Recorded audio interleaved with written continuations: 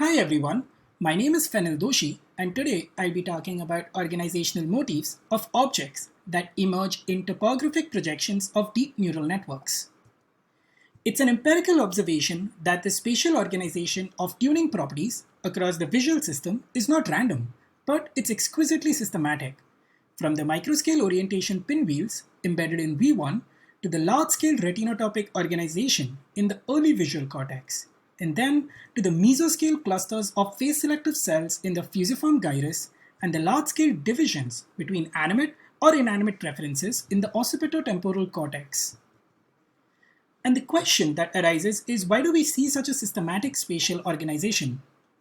The answer is thought to be related to connectivity. First, as a constraint. So not everything can be connected to everything else because wiring takes space inside a limited cranial volume. Hence, most connections are thought to be local. And second, this organization has functional benefits. So for example, with this retinotopic organization, it gets easy to implement center surround computations with repeated local circuits. In general, if we have a high dimensional feature space, then a smooth mapping of the tuning properties along the cortex allows for local computations in that feature space. There are different computational models that predict multiple aspects of the topography in the brain, and they generally vary in their approach of how tuning is mapped and what kind of connectivity is assumed. Some of these models have had relatively more success in mapping the early visual cortex at the micro and the macro scales, as well as predicting the motor somatosensory cortex in the monkey brain. And now, with more work pushing towards extending models for the object-responsive cortex. For these set of models that specifically use self-organizing maps, I'd like to point out that it's the Hebbian nature of the self-organizing principles that make them biologically plausible. More interestingly, these methods have proven to be approximate solutions to the NP-hard wiring minimization problem that the cortex is known to optimize upon. While these maps have been generally applied to primary sensory systems, can we use these same principles to predict the large-scale organization in the object-selective visual cortex? But for this, we really need a good account of the visual features underlying object representations. And deep neural networks provide us with just this opportunity. The intermediate learned feature spaces of these networks can predict tuning properties along the ventral visual cortex, but they lack topography. However, we know that the brain has tuning which is systematically organized. There is a large-scale spatial organization linked to the animate-inanimate divisions as well as object size. And then there are certain regions with category selectivity which are systematically situated in this large-scale organization. One account of this organization is that there's a large-scale general feature space that can distinguish all objects, and these spaces are smoothly mapped across this cortex.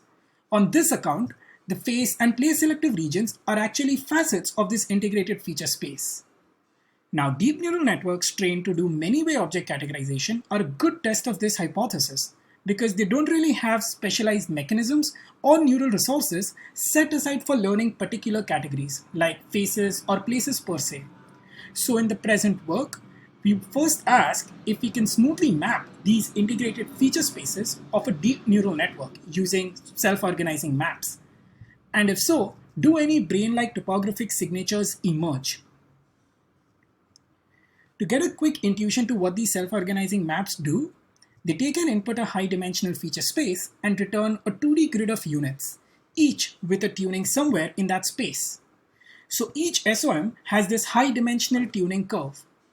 These units are further arranged in a systematic way where units nearby on the map have similar tuning in that high-dimensional space. Since these units try to learn tuning based on the entire data manifold, they generally preserve the representational geometry of the original feature space. So the output is an explicit map relating the structure of the feature space to the spatialized tuning, which we can then probe to characterize the organization of the tuning.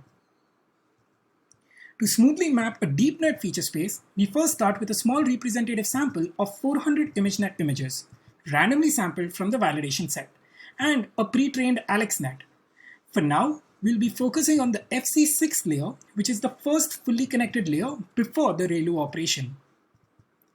We then measure activations of these images for this layer, And consider this as a high-dimensional feature space where each deepnet unit is a feature dimension and every image is a point in this high-dimensional space.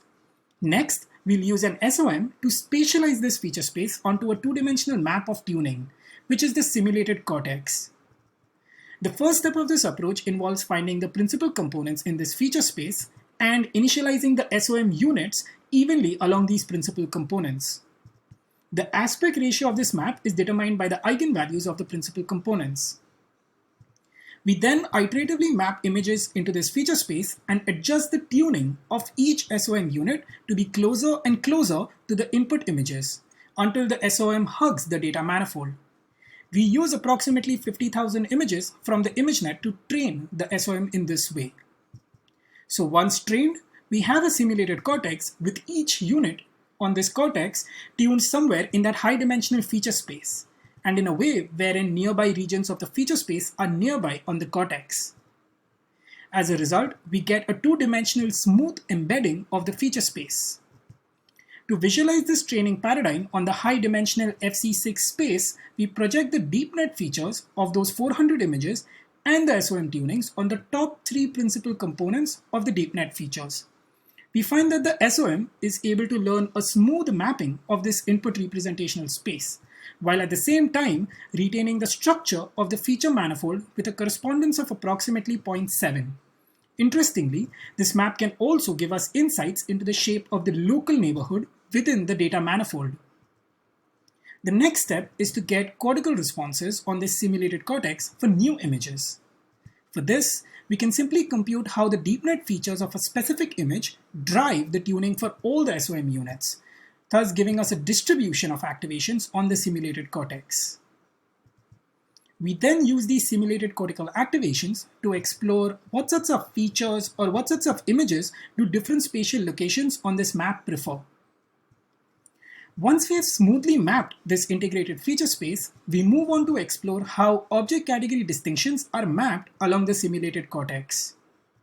For this, we first measure simulated cortical responses to animals and object images and then plot the preference maps. Like in the brain, we also see a large-scale separation of tuning preferences to animate versus inanimate objects in this simulated cortex. Hence, the map reveals that the animate-inanimate distinction is a major factor in the underlying feature space. We then try to explore if this map also has category-selective regions. For this, we measure the simulated cortical responses to localizer images and compute the selectivity index for each SOM unit. This metric will tell us how much a specific SOM unit exclusively prefers one category over the others. Looking at the phase selectivity index mapped across the simulated cortex, we see a distributed phase response with clustered selectivity for phases in certain locations on this map. Zooming in on this region, when we inspect the profile of activations over all the categories in the localizer set, we see that there's a high degree of selectivity for faces. We also verify this by looking at the stimuli from the entire localizer set that's going to maximally drive this region. And in fact, they're all faces. The same pattern was also evident in a second localizer set that uses grayscale images and also has a few more additional categories. Thus, clustered phase selectivity emerges in this simulated cortex. The same result is also evident for place selectivity, where we see for both the localizer sets, certain regions of the map are highly tuned for scenes and buildings. So clustered place selectivity is also emergent in this SOM. This category selectivity is important because no specialized phase or place mechanisms are built into either the deep neural network or the self-organizing map. Instead, these clustered selectivities emerge as a natural consequence of smoothly mapping the feature space. To assess the relationship between category selectivity and the animacy organization, we look at the ROC curve, and that shows how each of the preference map or the preference zone fill up as increasing number of SOM units are selected, starting from the most category selective to the least ones. And the area under the curve quantifies this overlap, as seen over here in the bar plots. We find that the phase selective units fall in the animate zones and the place selective units fall in the inanimate preferring zones. This could mean that the face, scene, and body ROIs are not just islands, but they are actually meaningfully related to the less selective cortex just outside them, particularly along certain axes of organizations.